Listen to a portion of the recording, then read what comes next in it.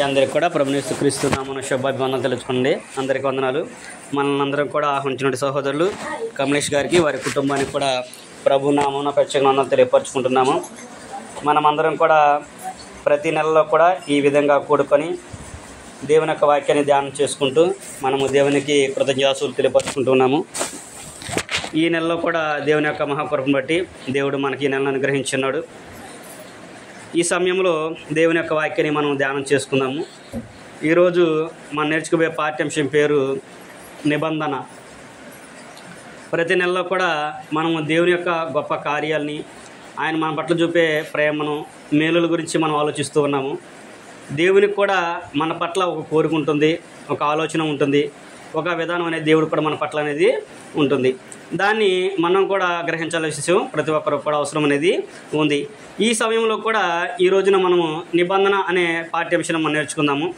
నిబంధన అనగా ఒప్పందము, ఒడంబడిక, కుదురుబాటు అనే దాన్ని అంటుంటారు. నిబంధన అంటే ఒప్పందము, ఒడంబడిక. ఇద్దరు వ్యక్తుల మధ్య జరిగే ఒప్పందాన్నే నిబంధన అంటారు. వాస్తవానికి మాట్లాడుకుంటే చిరచిరాస్తులు ఉంటూ ఉంటాయి. వాటన్నిటి ఏం చేస్తారు, డాక్యుమెంట్గా రాయించుకొని ఒప్పందం చేసుకుంటారు. తర్వాత నేను తీసుకున్నాను కాబట్టి దాని మీద డాక్యుమెంట్ అనేది ఉంటుంది. పలానా వ్యక్తి నా దగ్గర కొన్నాడు, దీనికి ఇది నేను కూడా దానికి పూర్తిగా అంగీకరిస్తున్నాను, తన డబ్బులు తీసుకొని నేను నా స్థలాన్ని ఇస్తున్నాను, లేకపోతే నా గృహాన్ని ఇస్తున్నాను అనేది వాళ్ళు చేసుకొని ఒక నిబంధనగా వాళ్ళు పాటిస్తూ ఉంటారు. అలాగే మనము కూడా దేవుడు మనతో ఒక నిబంధన చేసుకున్నాడు, మనం కూడా దేవునితో నిబంధన అనేది చేసుకోవాలి. అది దేవుని యొక్క వాక్యం మనకి తెలియపరుస్తుంది. ఇందులో మనందరికీ తెలిసింది ప్రాముఖ్యంగా దీంట్లో ఎన్ని నిబంధనలు ఉన్నాయే ప్రశ్న. ఎన్ని నిబంధనలు ఉన్నాయి దీంట్లో? అందరికీ తెలిసి ఏంటంటే 2 నిబంధనలు, పాత నిబంధన, క్రొత్త నిబంధన. మనందరం ఆలోచించేదంటే 2 నిబంధనల గురించి మనందరికి కూడా తెలుసు. అయితే దేవుడు కూడా దీనిలో కొన్ని విషయాలను పొందుపరిచాడు. వాటిని గ్రహించాల్సిన అవసరం మనందరికి కూడా ఉంది. క్రొత్త నిబంధన, పాత నిబంధన వరకే మనకు తెలుసు, కానీ అందులో ఇంకా కొన్ని నిబంధనలు ఉన్నాయి.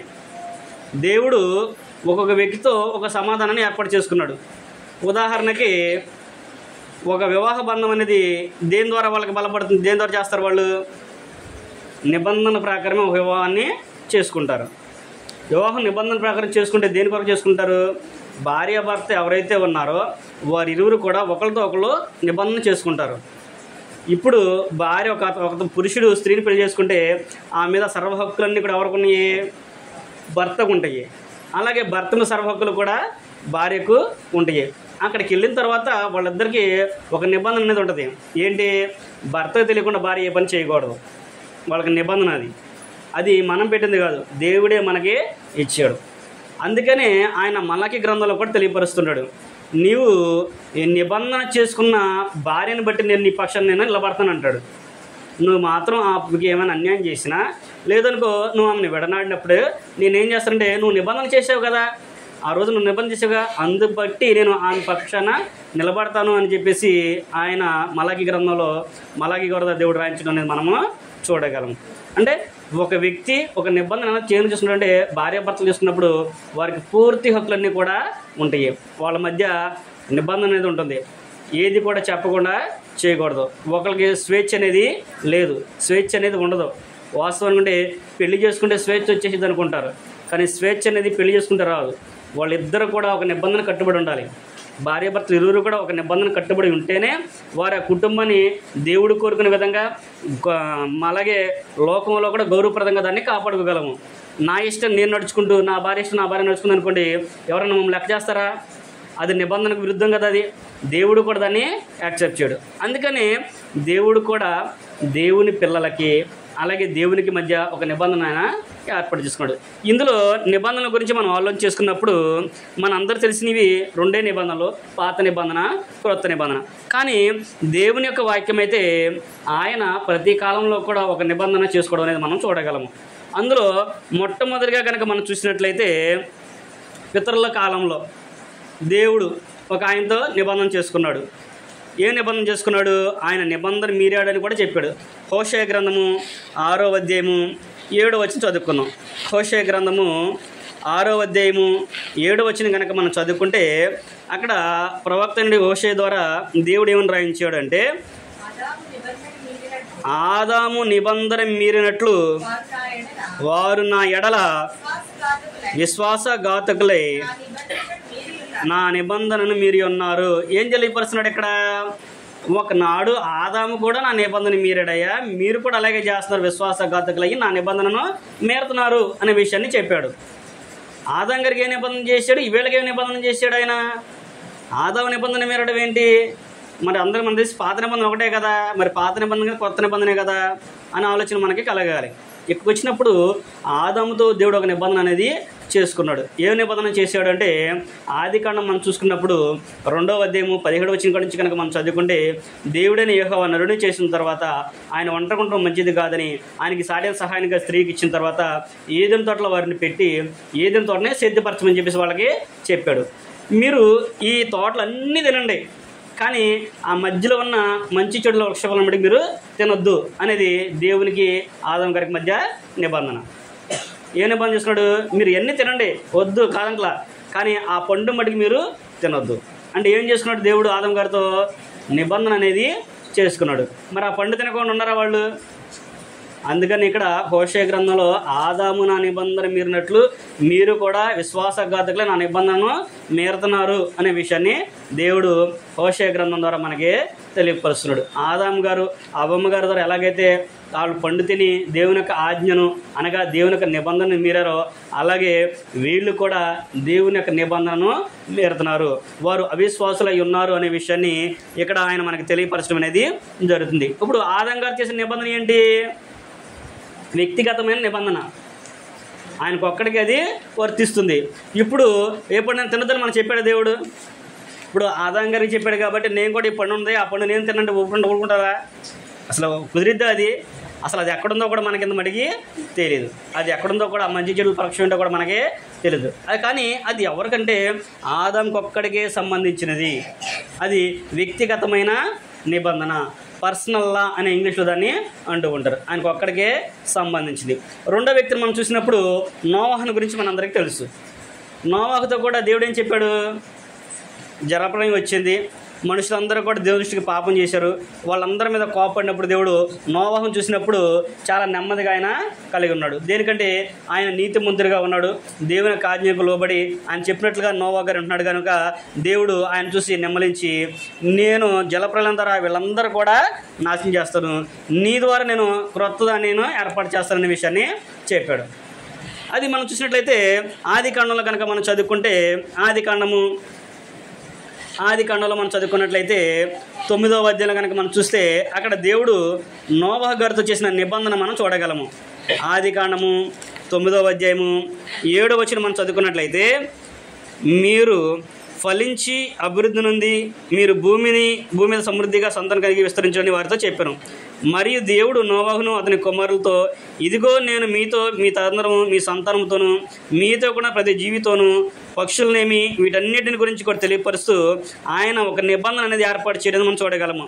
13వ వచనం మనం చదువుకుంటూ మనం వస్తే 13వ వచనము 11వ వచనంలో కూడా చెబుతాడు, నేను మీతో నా నిబంధన స్థిరపరుస్తానని చెప్పిన తర్వాత ఆయన నోవాహుకి దేవునికి ఒక నిబంధన గుర్తుగా పెట్టుకున్నాడు. 13వ వచనం అన్నాడు, మేఘములో నా ధనస్సును ఉంచితిని, అది నాకును భూమికి నీ మధ్య నిబంధనకు గుర్తుగా ఉండును.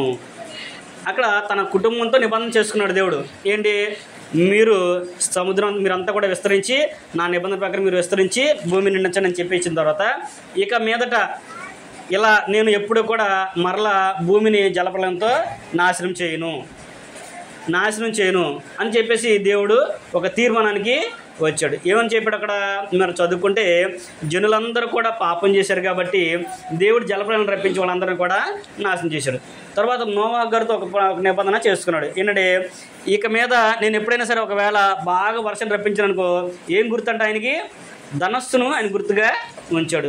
ఇక మీద ఆ ధనస్సు చూసినప్పుడు ఏమనుకున్నాడే, ఓహో భూమి మీద నా నరులతో నేను ఒక నిబంధన చేసుకున్నాను కదా, నోవాహుతో నేను నిబంధన చేశాను కదా, జలప్రళయం రప్పించకూడదు అనే విషయాన్ని ఆయన జ్ఞాపకం చేసుకుంటాడు. అందుకనే మనకు వర్షాకాలంలో కూడా ధనస్సు గుర్తు రాగానే ఆ ధనస్సు వచ్చింది ఇక వర్షాలు రావు అనుకుంటారు మనవాళ్ళు కూడా అంటూనే ఉంటారు. ఇప్పుడు నోవాహు గారితో చేసిన నిబంధన ప్రకారంగా ఆయన వాడ కట్టమన్నాడు, ఆయన కట్టుకున్నాడు, అది ఆయనతో సరిపోయింది. ఇప్పుడు నోవా గారికి చెప్పాడు, నాకు చెప్పలేదుగా, నేను కట్టుకున్నా వాడెళ్ళి, నేను కట్టుకుంటే ఒప్పుకుంటారా? ఇప్పుడు నేనున్నానండి, ఇప్పుడు ఆదం గారికి చెప్పాడండి, అది ఆదం గారికి చెప్పాడు, నాకు చెప్పలేదుగా. కమలేష్ గారు ఉన్నాడు, నన్ను ప్రార్థన రమ్మని చెప్పాడు, మా ఇంటికి రండి అని చెప్పాడు. ఈ లోన్లు రమ్మన్నది కానీ పిల్లలు రాకుండా ఉంటారా? నేను వచ్చినప్పుడు నాతో పాటు నా భార్య నా పిల్లలను కూడా తీసుకొస్తాను, అది కామన్గా. ఇప్పుడు అలాగే నోవా గారికి చెప్పాడు కాబట్టి ఇప్పుడు నేను కూడా చేసుకుంటానంటే వాడిని దేవుడు అంగీకరిస్తారా? మరి ఈ రోజున ప్రజలందరూ కూడా అలాగే ఉన్నారు. అది ఆయనకి సంబంధించి కానీ అంటలేదు, వాళ్ళు చెప్పాడుగా మనం చేయాలి కదా అని అంటారు. అందుకని దేవుడు ప్రతి సమయంలో కూడా ఒక్కొక్క వ్యక్తి ఒక నిబంధన అనేది ఆయన చేసుకున్నాడు. అయితే మనకు కూడా ఒక నిబంధన అనేది ఆయన ఇచ్చాడు, మనతో కూడా ఒక నిబంధన అనేది చేసుకున్నాడు. దాన్ని కూడా మనం తర్వాత చూద్దాము. ఇక్కడ మొదటిగా పితరుల కాలంలో దేవుడు నిబంధన చేసుకున్నాడు, ఆదాం గారితో నిబంధన చేసుకున్నాడు. రెండోదిగా నోవా గారితో దేవుడు నిబంధన చేసుకున్నాడు. అది వాళ్ళ వరకే సంబంధించింది, అంతమటికి ఏది నోవాహు కుటుంబంతోనే సంబంధించింది. అది ఓడ కట్టుకోమనేది, పండు తినొద్దు అనేది నోవాహు ఆదాం గారికే సంబంధించింది. ఈ రెండింటికి మన సంబంధం లేదు. మూడో నిబంధన ఉంది. మూడోది ఏంటి? ఆయన ఒక జనాంగంతో చేసుకున్నాడు. మూడో నిబంధన అనేది ఒక జనాంగంతో చేసుకున్నాడు. ఎవరు ఆ జనాంగము అంటే మీ అందరికీ తెలుసు. ఎవరు ఆ జనాంగము? ఇశ్రాయేలీలతో. నిర్గమాకాండం మనం చదువుకుంటే దేవుడు ఇశ్రాయేలీలందరూ కూడా ఐగుప్తులో బానిసలుగా ఉన్నప్పుడు మోషే గారి ద్వారా దేవుడు వారందరూ కూడా విడిపించి సీనాయి పర్వతం దగ్గర తీసుకొచ్చిన తర్వాత వారితో ఒక నిబంధన చేసుకోవడం అనేది మనము చూడగలము. ఏమని నిబంధన చేశాడు ఆయన? ఇప్పుడు ఇక్కడికి వచ్చిన తర్వాత జనాలందరూ కూడా ఈ యొక్క నిబంధన దగ్గరే బ్రేక్ అయిపోతున్నారు. తర్వాత ఏంటనేది ఎవరు కూడా ఆలోచన చేయట్లేదు. అది ఆదాము గారితోనూ నోవాహుతోనూ చేశాడు కాబట్టి అది సరే వారికి సంబంధించింది కాబట్టి అనుకున్నప్పుడు కూడా ఇక్కడికి వచ్చిన తర్వాత దేవుడు మోషే గారి ద్వారా ఇశ్రాయేల్ జనాంగంతో ఒక నిబంధన చేసుకున్నాడు, అది వారికి వర్తిస్తుంది. మరి ఈ రోజున నీకు నాకు సంబంధం ఏంటి అనే ఆలోచన ఎవరు కూడా చేయట్లేదు. మనం ఇశ్రాయేలీలమా? ఇశ్రాయేలీలు మనమే? పోనీ యూదులమా? ఇశ్రాయేలీలమే కాదు, యూదులమే కాదు. మనం ఎవరమే? భారతదేశంలో ప్రతి ఒక్కరు కూడా అన్యులే. అన్యుల కింద మనందరం కూడా వస్తాము, అన్యుల కింద వస్తాము. అన్యుల నుంచి మనం క్రైస్తవులకు కన్వర్ట్ అవ్వడమే తప్ప అది ఒక గోత్రకు సంబంధించింది మనము కాదు. ఇక్కడ కూడా దేవుడు కూడా వాళ్ళతోనే చేసుకున్నాడు అనే విషయాన్ని గ్రంథం కూడా మనకి చాలా చక్కగా వివరిస్తుంది. ద్వితీయోపదేశకాండము 5వ అధ్యాయం కనుక మనం చదువుకుంటే, ద్వితీయోపదేశకాండంలో కనుక మనం చదువుకున్నట్లయితే దేవుడు అక్కడ వారితో చేసిన నిబంధనని మనకు తెలియపరచుకునేది మనం చూడగలము. ద్వితీయోపదేశకాండము 5వ అధ్యాయము 1వ వచనం నుంచి మనం చదువుకుంటే అక్కడ మోషే గారు ఇశ్రాయేలులందరినీ కూడా పిలిపించి ఏమని మాట్లాడుతున్నామో మనం చూద్దాం. ద్వితీయోపదేశకాండము 5వ అధ్యాయము 1వ వచనం నుంచి చదువుకుందాం. మోషే ఇశ్రాయేలులందరినీ పిలిపించి ఇట్లా నేను ఇశ్రాయేలీయులారా, నేను మీ వినికిడిలో నేడు చెప్పుచున్న కట్టడలను విధులను విని వాటిని నేర్చుకొని వాటిని అనుసరించి నడుచుకొనుడి. తర్వాత 2వ వచనం, మన దేవుడైన యెహోవా హోరేబులో మనతో నిబంధన చేసెను. యెహోవా మన పితరులతో కాదు, నేడు ఇక్కడ సజీవులమై ఉన్న మనతోనే ఈ నిబంధన చేసెను. అట మనం కింద చదువుకుంటూ వెళ్తే ఆయన ఎవరికి చేశారో ఏం చేశారో నిబంధన అన్నీ కూడా మనకి తెలుస్తుంది. ఎవరితో చేశారంటే ఆయన నిబంధన అక్కడ అంటే ఈ మాట చదువుకునేటప్పుడు చాలామంది ఏమంటారంటే నేడు ఇక్కడ మనతోనే ఈ నిబంధన చేసి అనుకున్నప్పుడు అంటే నేడంటే ఇప్పుడే కాబట్టి మనందరం ఇక్కడ ఉన్నాం కాబట్టి మనతోనే ఈ నిబంధన చేశాడు అనుకుంటారు. అంతే అనుకోలేదు, మనం సరిగ్గా అనుకుంటారు, మనతోనే కదా అనుకుంటాం. కానీ అక్కడ మోషే గారు అన్నాడు, మోషే గారు నిల్చున్న సమయంలో వారి గురించి చెప్పాడు. ఆయన ఇశ్రాయేలులందరిని కూడా పిలిపించి వాళ్ళు మరలా కనానికి వెళ్తున్నారు కనుక ఇది రెండోసారి వాళ్ళందరికీ కూడా తెలియపరుస్తున్నాడు. ఇంతకుముందు నిర్గమాకాండం 19వ అధ్యాయం 20వ అధ్యాయం చదువుకుంటే మనము అక్కడ వాళ్ళందరూ కూడా చెప్పాడు. సుమారుగా పాత నిబంధనలు అంటే ధర్మశాస్త్రంలో దేవుడు వాళ్ళకి ఇచ్చిన ఆజ్ఞలు 613 పైనే ఉంటాయి. సుమారుగా 613 పైన ఆజ్ఞలు ఉన్నాయి. కానీ మన వాళ్ళందరూ కూడా 10 ఆజ్ఞలు అనే ఆలోచన ఉంటుంది. ఎందుకంటే ఆయన పలక మీద రచించి 10 కదా, ఆ 10 గురించే ఆలోచించేస్తాము. కానీ ఆ నిర్గమాకాండం మనం చదువుకుంటే సుమారుగా 613 ఆజ్ఞలు దేవుడు వాళ్ళకి ఇచ్చాడు. ఒక స్త్రీ ఎలాగుండాలో, ఒక పురుషుడు ఎలాగుండాలో, పెళ్లి చేసుకున్న భార్య భర్త ఎలాగుండాలో, ఒక తల్లి బిడ్డ పట్ల ఎలాగుండాలో, తల్లిదండ్రుల పట్ల పిల్లలు ఎలాగుండాలో, అసలు వాళ్ళు దేశం పట్ల ఎలాగుండాలో, ప్రభుత్వం పట్ల ఎలాగుండాలో, నాయకుల పట్ల ఎలాగుండాలో, అన్నదమ్ములుగా ఎలాగుండాలో, పిల్లలుగా ఎలాగుండాలో, సమస్తం కూడా ఆయన దేవుని ఆరాధించే విషయంలో కానివ్వండి, ఆయన సేవించే విషయంలో కానివ్వండి, ప్రతిదీ కూడా ఆయన వాళ్ళందరూ కూడా చక్కగా చెబుతాడు. ఆయన నిర్గమాకాండం మీరు ఇంటికి చదువుకోండి, 20వ అధ్యాయం మీరు చదువుకోండి, నిర్గమాకాండం సంఖ్యాకాండం చదువుకోండి, అవన్నీ కూడా ఉంటాయి. సుమారుగా 613 ఆజ్ఞలు ఆయన వాళ్ళకి ఇచ్చాడు.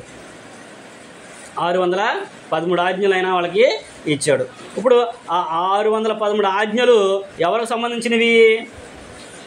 ఇశ్రాయేలీలకు మాత్రమే సంబంధించినవి. అటు వాళ్ళ పితరులతో సంబంధం లేదు. పితరులకు సంబంధం ఎవరు? ఆదాము కానీ, అబ్రహాం కానీ, ఇస్సాకు కానీ, వాళ్ళు ఎవరికి కూడా సంబంధం, యాకోబు గారికి వాళ్ళకి ఎవరికి అది సంబంధం లేదు. కానీ మోషే గారి దగ్గర నుంచి ఎవరైతే వచ్చారో, అంటే యాకోబు తర్వాత 12 గోత్రాలను ఆయన దేవుడు ఏర్పాటు చేశాడు కనుక ఆ 12 గోత్రాల వారు ఎవరయ్యా అంటే ఇశ్రాయేలీలు. ఇశ్రాయేలు యాకోబు కుమారుల యొక్క పేర్లు 12 గోత్రాలుగా ఆయన విభజించి ఇచ్చాడు. వాళ్ళందరూ కూడా ఆ ఇశ్రాయేలు వారికి పేరు పెట్టారు. ఈ యోధా గోత్రం కానివ్వండి, ఈ గోత్రాలన్నీ కూడా దాంట్లోనికే సంబంధించి వాళ్ళందరికీ ఇవి వర్తిస్తాయి. మరి ఈనాడు మనకు సంబంధిస్తాయి అయ్యి వాళ్ళకి చెప్పాడు, విశ్రాంతి దినాన్ని మీరు మీరొద్దు అని అన్నాడు. నిర్గమాకాండం 19:5 మనం చదువుకుంటే, విశ్రాంతి దినాన్ని మీరు మీరకూడదు, నన్ను పరిశుద్ధంగా మీరు ఆచరించాలి. ఎవడైనా సరే విశ్రాంతి దినాన్ని మీరితే ఏం చేయమన్నాడు? వాళ్ళని రాళ్లతో కొట్టి చంపేయమన్నాడు. విశ్రాంతి దినం ఎప్పుడు? శనివారము. వారంలో ఆఖరి రోజున దేవునికి విశ్రాంతి దినంగా మనము శనివారం అనేది మనం చదువుకుంటే గ్రంథంలో మనకి తెలియపరుస్తుంది. శనివారం నాడు విశ్రాంతి దినము. వాళ్ళు ఆ రోజున దేవుణ్ణి ఆరాధించాలి. ఆ రోజున కనీసం వాళ్ళు పొయ్యి కూడా వెలిగకూడదు. మీరు సంఖ్యాకాండం మీరు చదువుకుంటే దేవుడు ఇశ్రాంతిని కూడా నడిపించిన తర్వాత విశ్రాంతి దినానికి వచ్చే ముందుగా, అంటే సిద్ధపాటు దిన రోజున ఏం చేసేవాళ్ళు? వాళ్ళు మరుసటి రోజు కూడా కావాల్సింది కూర్చుకోవాలి. మన్నా అరణ్యంలో ప్రయాణం చేసినప్పుడు దేవుడు వారి వరకు మన్నాను కురిపించాడు కదా. కురిపించినప్పుడు ఏ రోజు బతికినా ఆ రోజే సమకూర్చుకోమన్నాడు. మరుసటి రోజు మీరు ఎవరు కూడా ఉంచుకోవద్దు అన్నాడు. ఉంచుకుంటే ఏమయ్యేది? పురుగులు పట్టిపోయేది. కానీ విశ్రాంతి దినానికి ముందు రోజు, అంటే శుక్రవారం నాడు ఏం చేసేవాడంటే, మీరు రేపు విశ్రాంతి దినం కనుక రేపది రాదు కాబట్టి మీరు రేపటికి కూడా కూర్చుకోండి అనేవాడు. అప్పుడు అది కుళ్ళిపోయేది కాదు, పురుగు పట్టేది కాదు. అది ప్రతి ఒక్కరం కూడా మనము ఆలోచించాలి. వాళ్ళకి ఆ విశ్రాంతి దినాన్ని ఇచ్చాడు, దాన్ని వాళ్ళు పాటించాలి, అది మీరకూడదు. మరి ఈ రోజున ఒకవేళ మనం ఆలోచన చేసినప్పుడు మరి ఆ విశ్రాంతి దినాన్ని మనం పాటిస్తున్నామా? అవకాశం ఉందా మనకి? విశ్రాంతి దినం పాటించిన అవసరం మనకుందా? ఇశ్రాయేలీకి లాగా మనం కూడా, వాళ్ళకిలాగా మనం కూడా ధర్మశాస్త్రం అంటే బైబిల్ మొత్తం మనకే కదా, కాబట్టి మనం కూడా పాటించాలి. కాబట్టి మనం కూడా పాటిద్దాం, చేద్దాం. కాదంట్లా, చేద్దాం. ఇప్పుడు చేద్దాం అనుకున్నప్పుడు ఏం చేయాలి? ఆ విశ్రాంతి దినాన్ని మీరకూడదు. అవునా? విశ్రాంతి దినాన్ని మీరకూడదు. మరి మనం మీరుతున్నాం లేదా? సరే, విశ్రాంతి దినం అంటే వాళ్ళకి ఆ శనివారం ఇచ్చాడు, సరే మనకు ఆదివారం అనుకుందాము. ఆదివారం మానకుండా వెళ్తారా? ఉదాహరణకి రేపు మీ బంధువుల్లో ముఖ్యమైన వాళ్ళకి ఏదో ఫంక్షన్ వచ్చింది, మీరు వస్తేనే ఫంక్షన్ చేస్తా, లేదా నేను చేయను అంటారు. ఏం చేస్తారు? ఈ ఒక్క వారమేగా, ఏమైందిలే వెళ్ళొద్దాం అనుకుంటారా లేదా? అలా జరిగేవాళ్ళు చాలామంది ఉన్నారు. మీరు వెళ్ళకపోతే చాలా మీకు వందనాలమ్మ. దాంట్లో నేనైతే చెప్పాను, చాలామంది అలా మీరే వాళ్ళు ఉన్నారు. మరి అది మనకు సంబంధించిందా? అది కాదు. అందుకనే దేవుడు ఇశ్రాయేలుతో నిబంధన చేసుకున్నప్పుడు వాళ్ళకి చెప్పాడు, ఇదంతా కూడా ఇశ్రాయేలుకు సంబంధించిందే.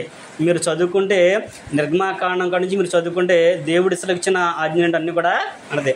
వాళ్ళకి ముఖ్యమైన 3 పండుగలు కూడా ఇచ్చాడు. వాళ్ళకి ఆ 3 పండుగలు కూడా వాళ్ళు ఏం చేయాలంటే, ప్రతి పురుషుడు కూడా సంవత్సరానికి 3 మార్లు దేవుని సన్నిధిని వాళ్ళు కనిపించాలి. కనపడకపోతే ఏం లేదు, వాళ్ళకి మామూలుగా ఉండదు పరిస్థితి. దేవుడు ముందుగానే వాళ్ళకి హెచ్చరిక చేస్తాడు. అందుకనే వాళ్ళందరూ కూడా చుట్టుపక్కల ఎక్కడ ఏ దేశాల్లో చెదిరిపోయినా కానీ ఆ పండగలకు మటుకు యెరూషలేము వరకు యెరూషలేములో వచ్చి వాళ్ళందరూ కూడా అక్కడ దేవుణ్ణి పండుగ చేసుకునేవాళ్ళు, ఆరాధించేవాళ్ళు దేవుని. వాళ్ళు మీరు చదువుకుంటే కదా, పాత నిబంధన పక్కన పెట్టండి, అంటే పాత మీకు ఎక్కువ అనుభవం ఉంది కాబట్టి క్రొత్త నిబంధనలో కూడా ఉంది. అపోస్తుల కార్యం మనం చదువుకుంటాము. మొదటి అధ్యాయం మనం చదువుకున్నప్పుడు పెంతెకోస్తు పండుగ దినాన్ని ఎక్కడి నుంచి వచ్చారు వాళ్ళు? సుమారుగా 17 దేశాల నుంచి వచ్చాడు వాళ్ళు. మీరు అపోస్తుల కార్యం 2వ అధ్యాయం మీరు చదువుకుంటే, 2వ అధ్యాయం ఫస్ట్ నుంచి చదువుకుంటే మార్తియా, ఫిలదెల్ఫియా చుట్టుపక్కల సుమారుగా 17 దేశాల నుంచి వచ్చిన వాళ్ళని అక్కడ చూస్తూ ఉన్నాం. చుట్టుపక్కల ఉన్న వాళ్ళందరూ కూడా అక్కడికి వచ్చారు. దేని కొరకు? పెంతెకోస్తు అనే పండగ కొరకు వాళ్ళందరూ కూడా అక్కడ ఉండాలి. పెంతెకొస్తు పండుగ తర్వాత వారాల పండుగలు వాళ్ళకి రొట్టెల పండుగలన్నీ కూడా ఉండేవి. వాటన్నిటి కూడా చూసుకునే వాళ్ళు మరలా వ్యాపారాలకి వాళ్ళు వెళ్ళిపోయేవాళ్ళు. అది వాళ్ళకి సంబంధించింది, అది వాళ్ళకే సంబంధించి. మరి ఈ రోజున మనకే సర్లేండి విశ్రాంతి దినం ఏముంది, విశ్రాంతి దినం పోతే పోయింది, మనకు అవసరం లేదు, కానీ మాకు చాలా ఉన్నాయండి పండుగలు, ఇవన్నీ కూడా మనం చేయాలి, మనం చేయకపోతే పాపం అయిపోతాము అని చెప్పి అంటూ ఉంటారు. నన్ను చాలామంది అన్నారు కూడా. కానీ దేవుని బట్టి నేను ఏం కూడా పట్టించుకునేవాడిని కాదు. ఎందుకంటే మనకి ప్రామాణికం ఏంటంటే దేవుని యొక్క వాక్యం మనకి ప్రామాణికం. ఆయన ఎవరితో ఏ నిబంధన చేస్తున్నాడో చక్కగా క్లారిటీగా ఆయన మనకి చెప్పాడు. ఇక్కడ మోషే గారు చెప్పాడు కదా, దేవుడు నేడు సజీవులను మనతోనే ఈ నిబంధన చేశాను, మన పితరులతో కాదు అని చెప్పే విషయాన్ని మోషే గారు చెప్పాడు. దావీదు గారు ఈ విషయాన్ని మరలా జ్ఞాపకం చేస్తాడు. ఎక్కడ? కీర్తనల గ్రంథము 81వ అధ్యాయము 5వ వచనం మనం చదువుకున్నది. అది ఎవరు కట్టడంట? మీరు అక్కడ చదువుకోండి.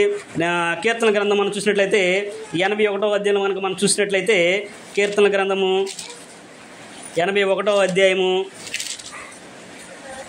5వ వచనం కనుక మనం చదువుకున్నట్లయితే అక్కడ ఆయన చెబుతున్నాడు. ఎవరో దావీదు గారు ఆయన తెలియపరుస్తున్నాడు. ఏమంటున్నాడు అక్కడ?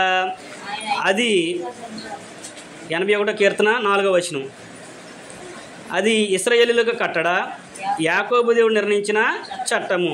4వ వచనం 81 కీర్తన గ్రంథము 81వ అధ్యాయము 4వ వచనం.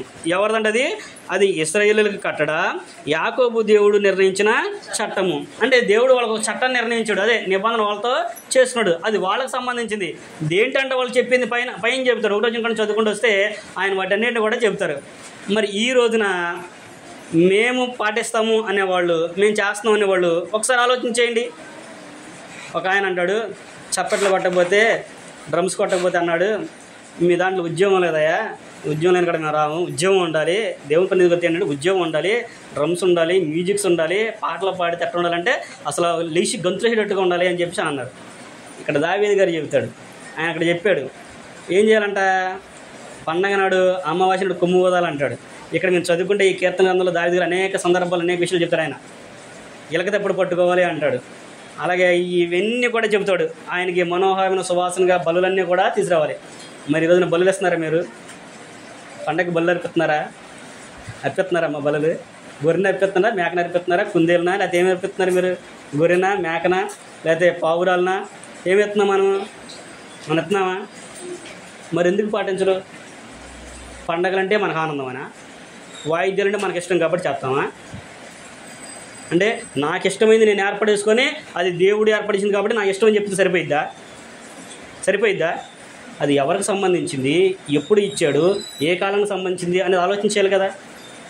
ఇప్పుడు నేనున్నాను, నా కాలానికి సంబంధించింది నా కొడుకు సరిపోద్దా?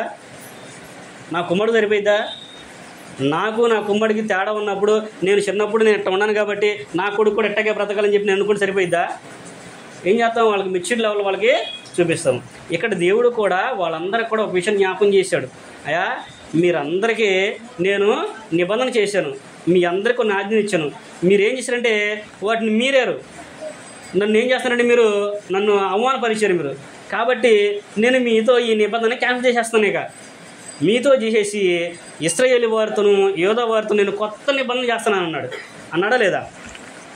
పాత నిబంధనలో చెప్పాడు, అదే విషయం గురించి క్రొత్త నిబంధనలు కూడా ఆయన తెలియపరచాడు. అయితే నేను చేసే ఈ నిబంధన మొన్న అంతకుముందు నేను చేశాను, మీ పితరులు చేశానే, మోషే వాళ్ళతో ఇశ్రాయేలుతో మీ పితరులు చేశానే, అలాంటిదైతే కాదు. వాళ్ళకి ఏం చేశానంటే నేను చేతితో రాసి ఇచ్చేసాను, వాళ్ళకి రాసి ఇచ్చేసాను వాళ్ళకి.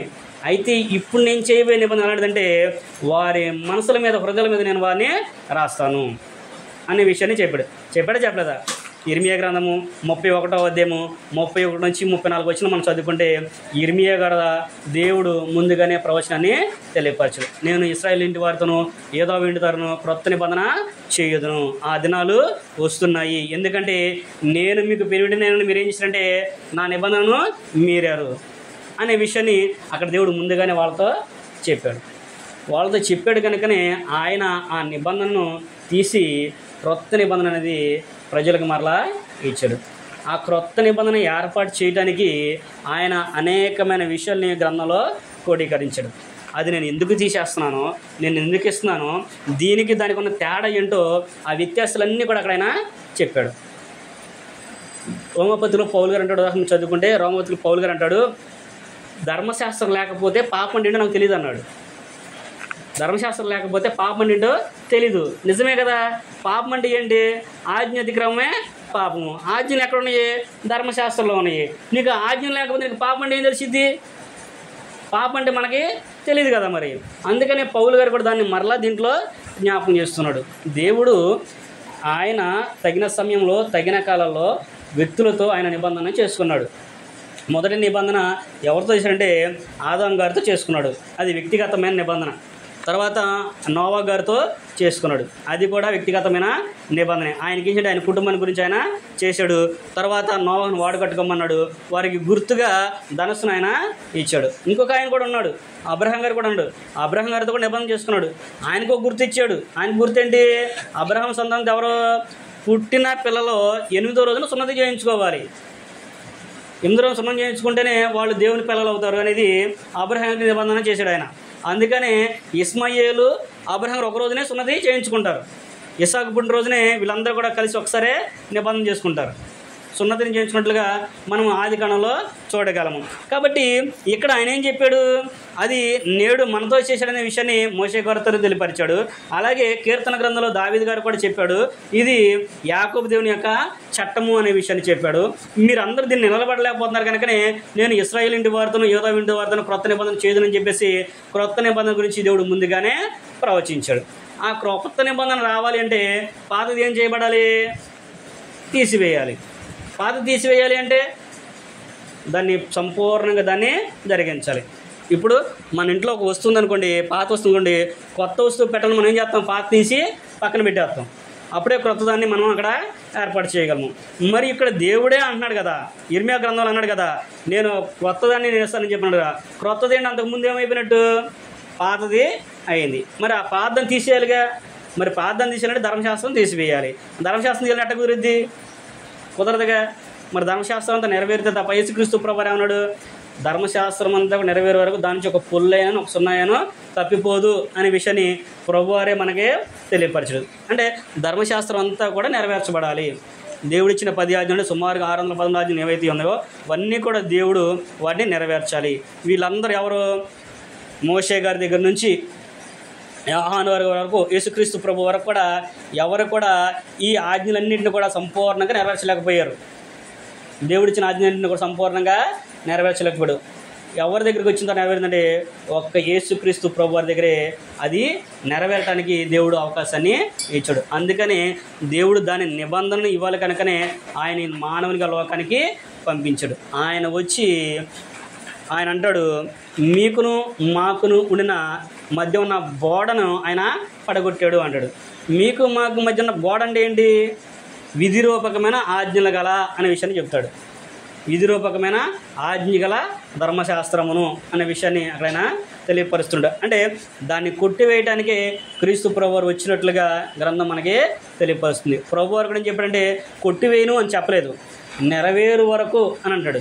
నెరవేర్చేంత వరకు దాని నుంచి ఒక సున్నాయనను ఒక పుల్లైనను పోదని ఆయనే చెప్పాడు. మనము ఈ సందర్భంలో దాని గురించి మనం ఒకసారి ఆలోచించేద్దాము. మనం చూసినట్లయితే ఎఫెసీయులకు రాసిన పత్రిక మనం చదువుకున్నట్లయితే ఎఫెసీయులకు రాసిన పత్రిక 2వ అధ్యాయము 14వ వచనం మనం చదువుకుందాం. ఎఫెసీయులకు రాసిన పత్రిక 2వ అధ్యాయము 14వ వచనం 11వ వచనం కానీ చదువుకుందాం. ఎఫెసీ పత్రిక 2వ అధ్యాయము 11వ వచనం కాడ నుంచి. కాబట్టి మునుపు శరీర విషయంలో అన్యజనులై ఉండి శరీరమందు చేతితో చేయబడిన సున్నతి గలవారు అనబడిన వారి చేత సున్నతి లేని వారు అనబడిన మీరు ఆ కాలమందు ఇశ్రాయేలుతో సహపౌరులు కాక పరదేశులను, వాగ్దాన నిబంధనలేని పరజనులను, నిరీక్షణ లేని వారును, లోకమందు దేవుడు లేని వారునై ఉండి క్రీస్తుకు దూరస్తులై ఉంటారని మీరు జ్ఞాపకం చేసుకుని. ఎవరు చెబుతున్నాడు ఈయన? ఎఫెసులో ఉన్న సంఘానికి ఆయన తెలియపరుస్తున్నాడు. ఎఫెసు పట్టణము క్రూరమైనది, అక్కడ మనం అపోస్తుల కార్యాలు చదువుకుంటే 19వ అధ్యాయంలో పౌలు గారు ఎఫెసీ పట్టణానికి వెళ్ళినప్పుడు అది ఎలాగుందో దాని గురించి అక్కడ చెప్తాడు. అర్త్మి మహాదేవి అనే దాంతో వాళ్ళంతా విగ్రహారంతా అంతా కూడా నిండిపోయింది, తెలియబడిన దేవుని గారు వాళ్ళు రాస్తున్నాడు. అక్కడ పౌలు గారు వాళ్ళకి దేవుని యొక్క వాక్యాన్ని ప్రకటన చేసి వాళ్ళందరినీ కూడా అయ్యా ఇదిగో దేవుడు మనకు మార్చాడు, మనల్ని కూడా ఏకం చేశాడు, కాబట్టి మీకు మాకున్న వ్యత్యాసం తీసేశాడు, మీరు ఎవరైతే దేవుడు డిక్లేర్ ఉన్నారో మమ్మల్ని కూడా ఏకం చేశాడు, కాబట్టి మీరు ఆలోచించండి అని చెప్పేసి వాళ్ళందరినీ కూడా దేవుని యొక్క వాక్యాన్ని ప్రకటన చేసి అక్కడ ఎఫెసీ పట్టణంలో సంఘాన్ని ఏర్పడిన తర్వాత ఆయన మరలా చెరలోనికి వెళ్ళినప్పుడు ఈ పత్రిక రాసినట్లు మనము చూడగలము. ఈ పత్రిక రాస్తూ ఆయన ఏమంటున్నాడంటే, మీరు ఇంతకు ముందున్నారు కదా, మీరు చేతితో చేయబడిన సున్నతి వారు, వాళ్ళు చేతితో చేయబడిన సున్నతి వారు, మీరు ఎవరు లేరంట, దేవుడు లేడు, నిబంధనలు కూడా మీకు లేదు, మీరు అన్ని నుండి దూరస్తులై ఉన్నారు, క్రీస్తు కూడా మీరు సమీపస్తులు ఎవరు కూడా లేరు అని చెప్పిన తర్వాత 14వ వచనంలోకి వచ్చేసరికి అంటాడు, ఆయన అంటాడు 13వ వచనము, అయినను మునుపు దూరస్తులైన మీరు ఇప్పుడు క్రీస్తునందు క్రీస్తు రక్తము వలన సమీపస్తులై ఉన్నారు. ఆయన మన సమాధానమయ్యుండి మీకును మాకును ఉండిన ద్వేషమును అనగా విధిరూపకమైన ఆజ్ఞల గల ధర్మశాస్త్రమును తన శరీరమందు కొట్టివేయుట చేత మధ్యగోడను పడగొట్టి మన ఉభయులను ఏకం చేశాను. ఏం చేశాడంట ఆయన? నీకును మాకును ఉండిన ద్వేషమును అనగా విధిరూపకమైన ఆజ్ఞలు గల దేన్నంట, ధర్మశాస్త్రమును ఆయన తన శరీరమందు దాన్ని కొట్టివేశాడు. ఇప్పుడు మనమందరం కూడా క్రొత్త నిబంధన ప్రకారంగా దేవునికి పిల్లలము అవ్వాలి అంటే, ఒకవేళ మీరు ఎవరు ఉన్నారో లేదో నాకే తెలియదు, మాలా మాదిగులైనంత మాత్రాన క్రైస్తవులు కాదండి. మీరు ఒకసారి ఆలోచన చేసుకోండి, బైబిల్లో ఎక్కడ కూడా పదాలు లేవు. ఇప్పుడు గవర్నమెంట్ స్వీకరించవచ్చు, వాళ్ళు గుర్తించవచ్చు మనల్ని, కాదనట్లా. కానీ దేవుని దృష్టిలో మనం మాలా మాదిగులు అయితే క్రైస్తవులమే కాదు. క్రైస్తవుడు అంటే వాళ్ళు ప్రత్యేకింపబడిన వాళ్ళు, క్రీస్తు రక్తంలో కడగబడిన వారు, క్రీస్తుని వెంబడించేవారు, ఆయన యొక్క శిష్యులు అనే విషయాన్ని గ్రంథం మనకి చాలా చక్కగా తెలియపరుస్తుంది. ఎవడైతే క్రీస్తుని వెంబడిస్తాడో వాడే క్రైస్తవుడు. శిష్యుల పేరు పెట్టింది ఏంటంటే క్రైస్తవులని పేరు పెట్టాడు. అపోస్తుల కార్యాలు 22 మీరు 11, 20 మీరు చదువుకుంటే ఆ పదం అక్కడ మనము చూడగలము. అక్కడ ప్రభువారు తన శిష్యులందరికీ కూడా క్రొత్త నిబంధన ప్రకారంగా జనులందరూ కూడా వీళ్ళు క్రైస్తవులు అని పేరుని పెట్టారు.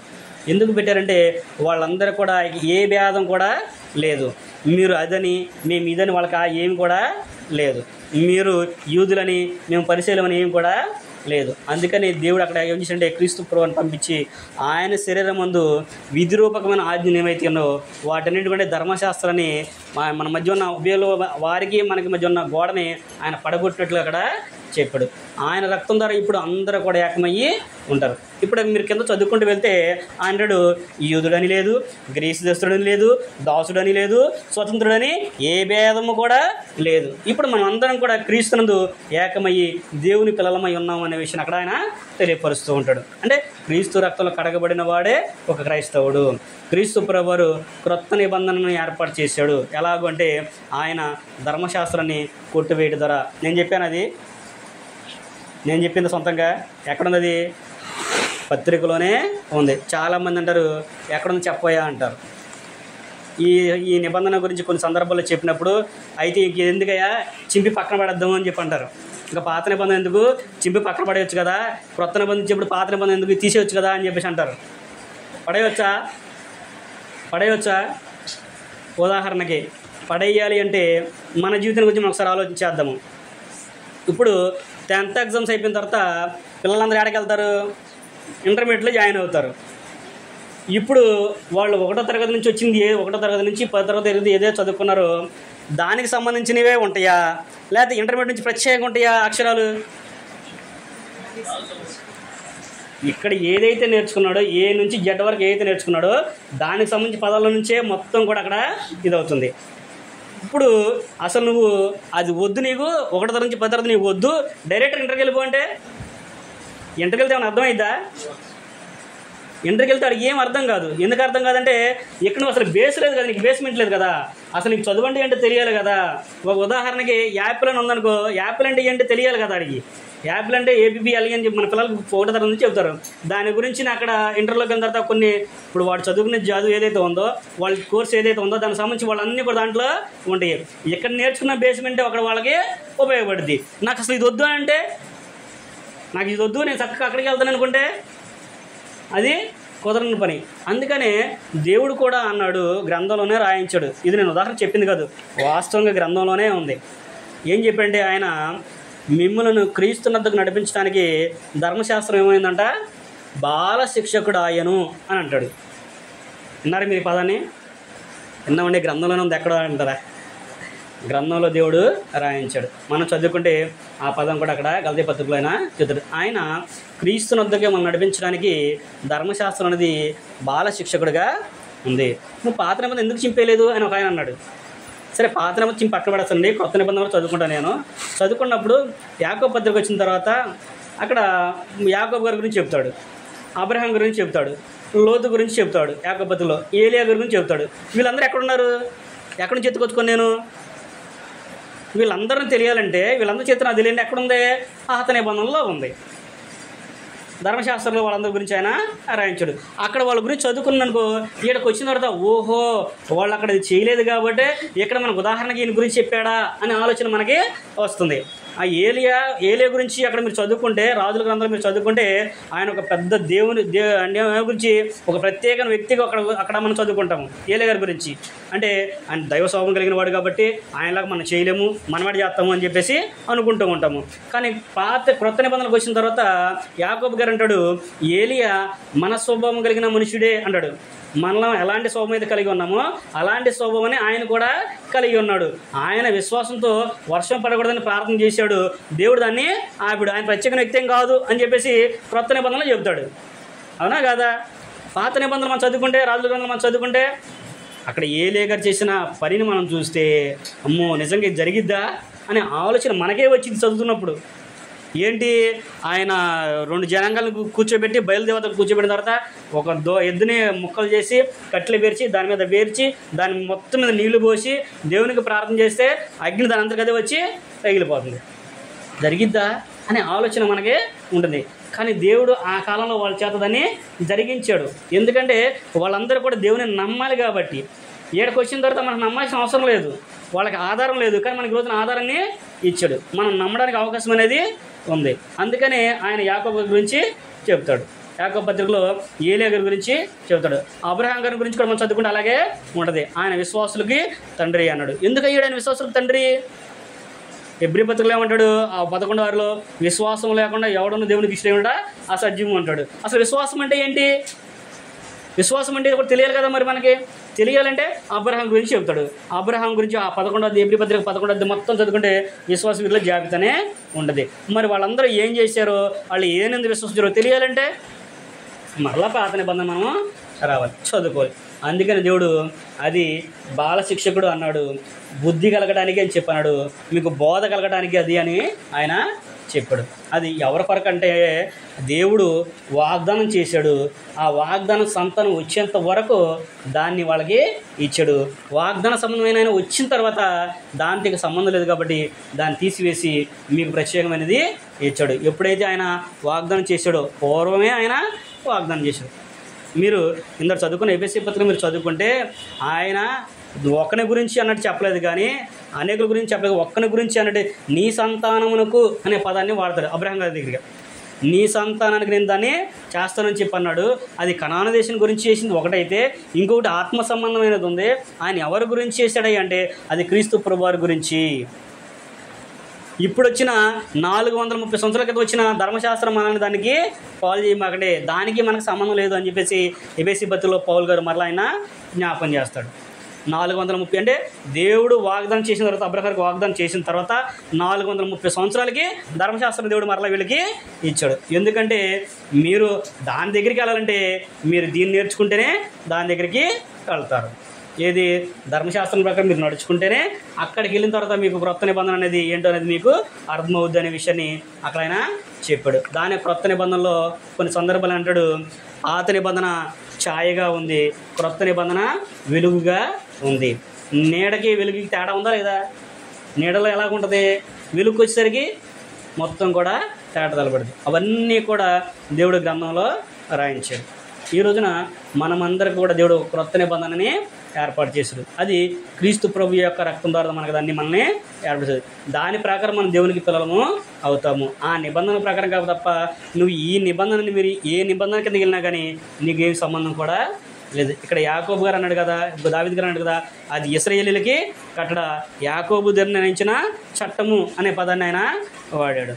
ఈ రోజున మన వాళ్ళందరూ కూడా అంటారు, పాటల్లో వాయిద్యాలు వాయించినప్పుడు దావీదు గారు చెప్పాడు కదా, దావీదు వలె నాట్యమాడి నేను స్తుతిస్తాను అని చెప్పేసి అని అనేక మంది అంటూ ఉంటారు. దావీదు వల్లనే నేను నాట్యం ఆడతాను అనే విషయాన్ని చెబుతూ ఉంటారు. దావీదు నాట్యం ఆడాడు కాదని అట్లా, దేవుడు కూడా దాన్ని యాక్సెప్ట్ చేశాడు. కానీ దావీదు గారు దేవుడు ఎందుకు ఇచ్చాడు, దాన్ని ఎందుకు ఇచ్చాడో అది మనకు తెలియాలి. అది మనకు తెలిస్తేనే కదా దావీదు గారు దాన్ని ఉపయోగించింది. ఆయన ఆల్రెడీ ఎందుకు ఇచ్చాడో ఆయనకు చెప్పాడు. తర్వాత దావీదు గారితో అంటాడు, అవసరం లేదు నాకు, ఇక నువ్వు ఆపేసి అని కూడా ఆయన అంటాడు. ఉందా లేదా?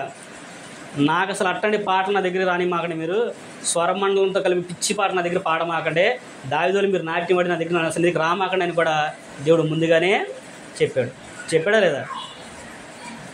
తెలీదా? ఆమోస్ గ్రంథం తీయండి.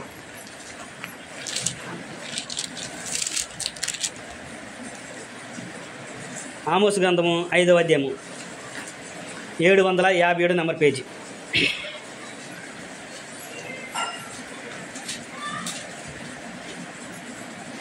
ఆమోస్ గ్రంథము 5వ అధ్యాయము 21వ వచనం కాడి నుంచి మనం చదువుకుందాం.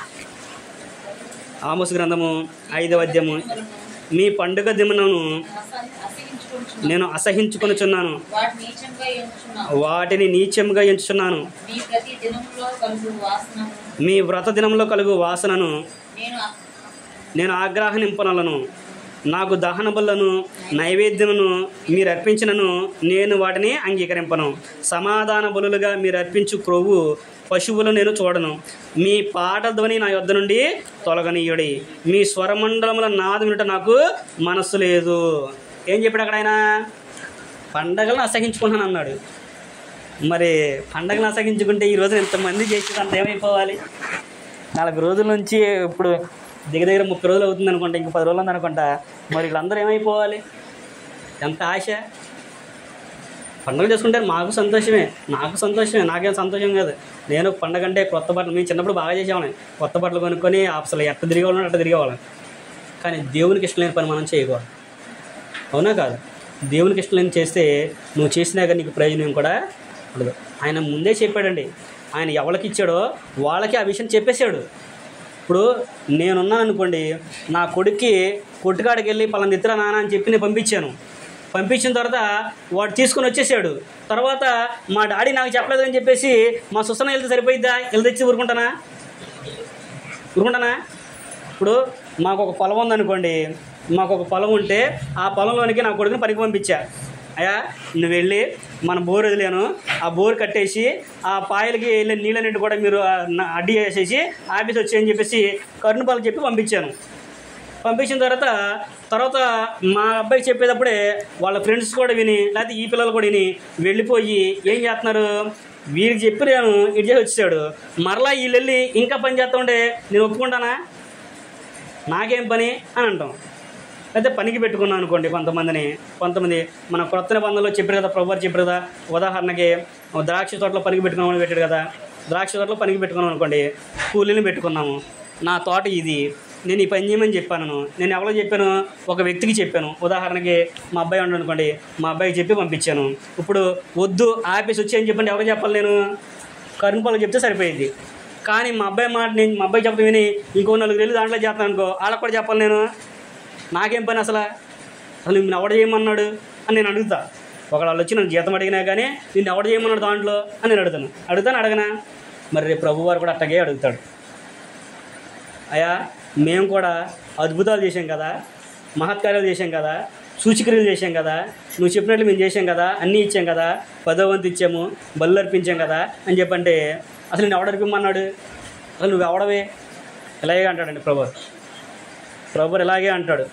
నేను అనలా. మత్తయి సువార్త 7:21 అన్నాడు, ప్రభువుని పిలిచి ప్రతివాడు పరలోక రాజ్యం ప్రవేశించాడు, కానీ పరలోకము నా తండ్రి చిత్తప్రకారం చేయబడి దానిలోనికి ప్రవేశించట.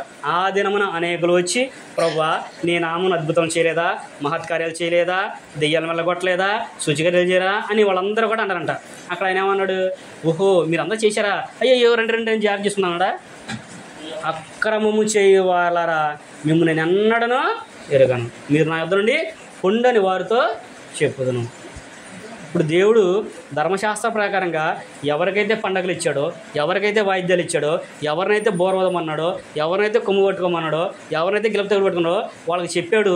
తర్వాత వాళ్ళని వద్దు మానేసేయండి అని చెప్పి వాళ్ళతోనే చెప్పాడు. ఆమోస్ గ్రంథము 5వ అధ్యాయము 21 చదువుకుంటే అదే అక్కడ ఉంటుంది.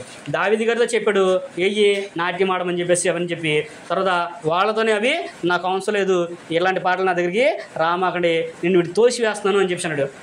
దావీదు వలె పిచ్చి పాటలు కల్పించి నువ్వు పాడొద్దని కూడా చెప్పాడు ఆయన. అదే ఆమోస్ గ్రంథం 6వ అధ్యాయంలో 3వ వచనం కూడా చదువుకుంటే అక్కడ కూడా అదే పదాన్ని వాడాడు ఆయన. దావీదు వలె మీరు కల్పించుకొని పాడుతున్నారు అనే విషయాన్ని కూడా అక్కడ కూడా ఆయన తెలియపరుస్తుంటాడు. స్వరమండలంతో కలిపి పిచ్చి పాటలు పాడుచు దావీదు వలన వాయించి వాయిద్యం కల్పించుకుందరు అని అంటాడు. 6వ అధ్యాయము 5వ వచనము. అంటే ఈ ఆమోస్ గ్రంథము 5, 6 అధ్యాయాలు చదువుకుంటే దేవుడు వాళ్ళకి ఎందుకు ఇచ్చాడో, వాళ్ళని ఎందుకు మళ్ళీ ఆపేమన్నాడో అక్కడ ఆయన మనకి తెలియపరుస్తాడు. వాటి తెలుసుకుంటే మనం చదువుకుంటే మనకే అర్థమవుతుంది. ఇప్పుడు ఆయనకి ఇచ్చింది కాబట్టి వాళ్ళకి సంబంధించింది. మరి నీకెందుకు ఇవన్నీ? నీకెందుకంటే అంటారు ఈ రోజున బలేటోడు అయ్యా బాబు, మేము చేసే దేవుడికి చేస్తున్నాం, మా సందేశం చేస్తున్నాం అంటే దేవుడికి పుట్టినరోజు చేస్తున్నాము, దేవుడికి మంచిది, అందరూ వస్తారు, వాక్యం ఉంటారు కదా అంటారు. అసలు అక్కడ ఆయన లేనిదే నువ్వు ఎందుకు అయ్యా నీ కదని చెప్పండి వింటారా? సరే డిసెంబర్ 25 అంటే పుట్టినరోజు అని చేస్తున్నారని చెప్పేసి కొన్ని దేశాల వాళ్ళు కలిపి చేస్తున్నారు కాబట్టి ఉంది అని చెప్పి అన్నారు. మరి ఇప్పుడు చేసే ఈస్టర్ పండుగ ఎప్పుడు చేస్తారండి? మా నాన్న డిసెంబర్ 20 చనిపోయాడు, 1995లోనే ఎప్పుడు చనిపోయాడు. మా నాన్న చనిపోయింది ఆ రోజు నాకు చిన్నప్పుడు నాకు గుర్తులేదు. సరే సుమారు ఆదివారం అనుకుందాం, ఆదివారం చనిపోయాడు. డిసెంబర్ 20వ తారీఖున ఆదివారం చనిపోయాడు.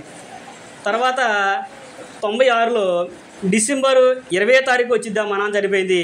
లేదు ఆదివారం వచ్చిద్దా? డిసెంబర్ ఎప్పుడు వస్తే ఆ రోజు మా నాన్న చనిపోయిన రోజు. మీరు ఏమనుకో మాకండి, ఉండదు చెప్పాలి కూడా చెబుతున్నాను. ఈస్టర్ పండుగ ఎప్పుడు వచ్చింది ఈ సంవత్సరం? ఆదివారమే. ఎన్నో తారీఖు వచ్చింది? పోయిన సంవత్సరం ఎన్నో తారీఖు వచ్చింది? పోయిన సంవత్సరం ఎన్నో తారీఖు వచ్చింది? అంటే ఆదివారం ఎప్పుడు వస్తే ఆ రోజు ఈస్టర్, అంతే అయిపోయింది. ఇక అది తారీఖుతో మన సంబంధం లేదు. మరి యేసుక్రీస్తు పుట్టినరోజు ఒకరోజే వచ్చింది, 20వ తారీఖున వచ్చింది. ప్రతి సంవత్సరం డిసెంబర్ 25నే వచ్చింది. మరి చనిపోయిన రోజు అదే రావాలి కదా. ఇప్పుడు ఏ సంవత్సరం అయితే ఇప్పుడు ఈ సంవత్సరం 20వ తారీఖు చనిపోయి ఈరోజు 14 వచ్చింది అన్నారండి ఈ సంవత్సరం. ఆ 14వ తారీఖే రావాలి కదా ప్రతి సంవత్సరం. మరి డేట్లు ఎందుకు మారుతున్నాయి? ఆలోచన చేశారు ఎప్పుడన్నా ఒకసారన్నా? మా నాన్న చచ్చిపోయింది డిసెంబర్ 20 అండి. ఈ సంవత్సరం డిసెంబర్ 20 మరలా ఆదివారం వచ్చింది. ఆదివారం ఏ రోజు వస్తే ఆ రోజు మనం చచ్చిపోయారు అనుకుంటే కుదిరిద్దా? చూసిన వాళ్ళు కూడా పెద్దోడమై అంటారు అని అంటారు. ఇదే డైలాగ్ అంటారు అందరూ. మరి ఈ రోజున అన్యులు కూడా మనం అలాగే అంటున్నారు. అన్యులు కూడా మనల్ని అలాగే అంటున్నారు. ఎలాగంటున్నారంటే, ఎందుకంటారంటే అక్కడ అన్నీ కూడా ఉన్నాయి. నేను ఆ డేట్లు కూడా రాసుకున్నా. 94 నుంచి ఏ సంవత్సరం ఏ తారీఖున పండుగ వచ్చింది, బస బుధవారం ఎప్పుడు వచ్చింది, మట్లాదివారం ఎప్పుడు వచ్చింది, గుడ్ ఫ్రైడే ఎప్పుడు వచ్చింది, అవన్నీ కూడా ఒక లిస్ట్ అవుట్లు చేసాం. ఒకరోజు ఇది వస్తే ఒకరోజు ఇది వస్తుంది. కానీ ఈస్టర్ మటుకి ఎప్పుడు ఆదివారమే వచ్చింది, ప్రతి సంవత్సరం ఆదివారమే వచ్చింది. ఎందుకంటే యేసుక్రీస్తు ప్రభువు బైబిల్ ప్రకారంగా చనిపోయి లేచింది ఆదివారం రోజున. విశ్రాంతి దినం గడిచిన మరుసటి రోజునైనా లేచాడు. అదేంటంటే సబ్బా దినం ఆదివారం అని చెప్పేసి అందరికి కూడా తెలుసు. ఇప్పుడు పునరుద్ధరణ అయ్యండి ఎప్పుడు అవ్వాలి? ఆదివారమే అవ్వాలి. కానీ అక్కడ పలానా డేట్ అని ఇచ్చాడా? మత్తయి సువార్త, మార్కు, లూకా, యోహాను సువార్తలు 4 సువార్తలు ఉన్నాయి ఆయన శిలువ మరణం గురించి. మరి 4 సువార్తలు ఇప్పుడు అక్కడ డేట్ ఇచ్చాడా మీకు? ఇచ్చాడా? ఆయన చనిపోయే 40 రోజుల ముందు ఉపవాసం చేశాడా? చనిపోయే ముందు 40 రోజులు ఉపవాసం చేశాడా? సహోదరి ఏమని అంటుంది, వీళ్ళు కాదంటున్నారు. చనిపోయే ముందు ఆయన 40 రోజులు ఉపవాసం చేయలే. ఆయన బాప్తిసం తీసుకున్నప్పుడు 40 రోజులు ఉపవాసం ఉన్నాడు. మత్తయి సువార్త 3వ అధ్యాయంలో బాప్తిసం తీసుకుంటాడు. తీసుకున్న తర్వాత ఆయన అరణ్యంలో అపవాది చేత శోధింపడానికి ఆయన అరణ్యానికి కొనిపోబడతాడు. 40 రోజులు అక్కడ ఆయన ఉపవాసం ఉంటాడు. ఆకలి దప్పుల మీద ఉన్నప్పుడు అపవాది ఆయన తీసుకెళ్ళి శోధిస్తాడు. అక్కడ ఆ రోజున అంటే ప్రభు 40 రోజులు ఉపవాసం తర్వాత చనిపోయాడా? మత్తయి సువార్త 4వ అధ్యాయంలో 3.5 సంవత్సరాలు ఆయన జీవించి దేవురాజ్య సువార్తనే ప్రకటన చేశాడు. 30వ సంవత్సరంలో ఆయన బాప్తిసం తీసుకున్నాడు. మీరు చదువుకోండి, మత్తయి సువార్త ఇంటికి వెళ్ళిన తర్వాత 3 నుంచి 3-4 చదువుకోండి. 30వ సంవత్సరంలో ఆయన బాప్తిసం తీసుకున్నాడు. 33.5 సంవత్సరాలకి ఆయన సిలువ వేశారు. అది గ్రంథంలో చక్కగా దేవుడు పరిశుద్ధాత్మ ప్రేరణ ద్వారా రాయించి ఉంచారు. అప్పుడు వాళ్ళు ఆయన్ని సిలువ వేసిన తర్వాత పునరుద్ధానం గురించి, ఆయన ఆదివారం గురించి చెప్పాడు కనుక దాన్ని అక్కడ మనము చూడగలం. ఆయన చనిపోయే ముందు ఉపవాసం లేడండి. ఆయన ఒక మేక పిల్లని తిన్నారు. వాళ్ళు ఎంతమంది? 12 మంది కలిసి 11 మంది కలిసి ఒక మేక పిల్లని వాళ్ళు తిన్నారు, మేకపోతుని. మత్తయి సువార్త 26వ అధ్యాయం మనం చదువుకుంటే, ఇది నా కొరకు చిందింపడుచున్న క్రొత్త నిబంధన రక్తము, ఇది నా శరీరము అని చెప్పేసి దీన్ని జ్ఞాపకం చెప్పేసి వాళ్ళ శిష్యులందరూ అంటే అపోస్తులందరూ కూడా అక్కడైనా చెప్పాడు. ఇంకా అప్పటికి వాళ్ళకి అపోస్తులకు కూడా పేరు పెట్టలైనా వాళ్ళందరూ కూడా ఆ విషయాన్ని చెప్పాడు. శిష్యులందరూ కూడా ఆ విషయాన్ని ఆజ్ఞాపించాడు. వాళ్ళు ఆ విందుకి వరకు ఏం చేశారంట? ఒక గొర్రె పిల్లనే విందు చేసుకొని గొర్రె పిల్లనే తిన్నారు 11 మంది. గొర్రె పిల్ల ఎంత ఉంటుంది సుమారు? ఇప్పుడు మనకు తెలిసి ఒక 15 కేజీలు 11 కేజీలు అనుకో, 10 కేజీలు ఎక్కేసుకుంటాం. కానీ అప్పుడు ద్రాక్ష గెలనే ఇట్లా బుధల మీద మోసుకొచ్చుకునేవాళ్ళు. ద్రాక్ష గెల ఎక్కడ మనం చదువుకుంటాం? సమయల గ్రంథంలో మనం చదువుకుంటాము. మనం మనం సంఖ్యాకాండం చదువుకుంటాం. నిర్గమాకాండం వీళ్ళందరూ విడిపించి వచ్చిన తర్వాత కనాన్ దేశానికి వెళ్ళేటప్పుడు ఏగురు వారు పంపించినప్పుడు వాళ్ళు ఏం చేస్తారు? కణంలో తేనె ద్రాక్షలన్నీ కూడా ఒక్కొక్కళ్ళు మొయ్యలేక ఇద్దరు మోసుకుని వచ్చే ద్రాక్ష గెలని. ఇవి బలమైనవి ఆహారము, ఇవి మనం మొయ్యలేకపోతున్నాము. వాళ్ళు కూడా ఇంత ఉన్నత దేవులు అని చెప్పేసి వాళ్ళు భయపడిపోయి అమ్మో మనం వాళ్ళని గెలలేమని అంటారు. అంతంత బరువు ఉండేవి ద్రాక్ష గెలలు. మరి గొర్రె పిల్ల ఇంకెంత ఉండేవి? ఆలోచన చేసుకోవాలి కదా. మరి అంత మాసన ఆయన తిని ఉపవాసం ఉన్నాడంటే ఎట్ట కుదిరిద్దమ్మా? ఈ రోజున ఆలోచన లేకోకుండా మనం ప్రార్థన చేసినా, మనం ఎన్ని చేసినా కానీ ప్రయోజనం కూడా ఉండదు. అంటే మీ కొరకు నేను ఏదో ప్రత్యేకంగా తయారు చేసి నేను చెప్పలేదండి. ఇది గ్రంథంలో ఉంది. ఒక దేవుని సేవకునిగా ఉన్నట్లు చెప్పాల్సిన బాధ్యత నా మీద ఉంది. ఇన్ని ఏళ్ళ నుంచి, ఇన్ని నెలల నుంచి మేము ఇక్కడ జరిగిస్తున్నాం అంటే, ఇక్కడ వస్తున్నాం మనం అంటే మీరు నేర్చుకున్న ప్రయోజనం ఏంటి? వెళ్ళినందుకు మీరు ఏమి నేర్చుకుంటున్నారు? ఎంత మటుకి దేవుడు మీ కుటుంబాన్ని దీవించును గాక, మీ పిల్లల్ని ఆశ్రయించును గాక, మీ పిల్లలకు పెళ్ళిళ్ళు అవును గాక, మీ వ్యాపార సమృద్ధి జరుగును గాక, మీ అమ్మ తాత మొత్తం అంత సుఖం కొనును గాక, మీరు పెద్ద బిల్డింగ్ కట్టుకుని గాక. ఇయ్యనేగా ఏ చేసినాక ఇయ్యనా? నువ్వు దేవునికి ఇష్టంగా బ్రతుకుతున్నావా? దేవుని ఆజ్ఞలకు లోపడుతున్నావా? దేవుని చిత్తాన్ని గ్రహించావా? నీకు పరలోకం కావాలా వద్దా? పరలోకం కావాలా? పరలోకం వెళ్ళాలంటే నియమం లేదా? ఒక స్కూల్కి వెళ్ళాలంటేనే ఎంత నియమం ఉంది మనకి. ఓన్లీ ఒక స్కూల్కి వెళ్ళడానికి ఎంత నియమం ఉంది పిల్లలకి, టీచర్స్కైనా కానీ పిల్లలకైనా ఎంత నియమం ఉంది. ఇప్పుడు జాబ్ చేస్తారంటే మీకు నియమం ఉందా లేదా? వాళ్ళ టైంకి వెళ్ళి తమ్ములు వేయాలి గవర్నమెంట్లో అందరూ కూడా. ఆ టైం ఇప్పుడు మళ్ళీ కొత్తగా తమ్ములు పెట్టారు. ఇప్పుడు ఇదివరకంటే సంతకాలు పెట్టి చూడాలనుకోండి, ఇప్పుడైతే తమ్ము పెట్టారు. ఆ తమ్ము వేయకపోతే టైంకి అయిపోతే నువ్వు ఆబ్సెంట్ వెళ్ళినా కానీ. మరి దీనికే ఇంత ఇదిగా ఉంటే మరి దేవుడు నిత్యం ఇచ్చే పరలోకం యుగాలు అక్కడ ఉండాలి.